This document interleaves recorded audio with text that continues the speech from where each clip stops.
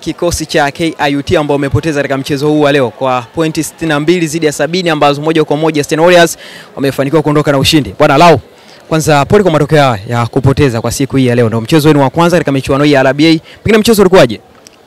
Mchezo ulikuwa mgumu kidogo. Japokuwa tumejiandaa vizuri na tumefanya mazoezi, lakini kama unavyoona kulikuwa kuna mismatch kadhaa na wachezaji wengi wa Stain ni experienced players.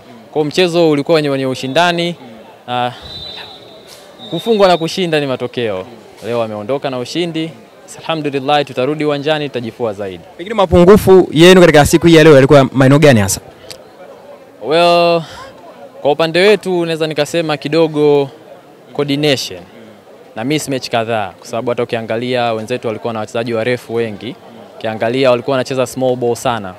Couple plays walikuwa wanapitisha mipira ya juu. Kwa hiyo hapo ndo naweza kusema kidogo ulikuwa kuna mapungufu kwa upande wetu.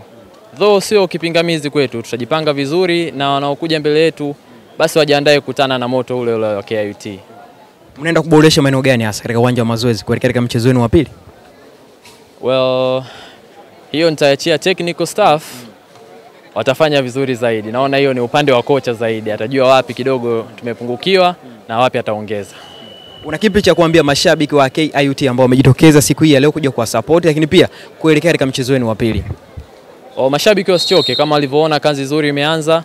Ni vitu vidogo tu vya kurekebisha na sisi tunaahidi tutajipanga vizuri zaidi. Kuja mbele yetu tutahakikisha tunachuana naye, na aim yetu sisi sio kushiriki bali ni kushindana na kushinda.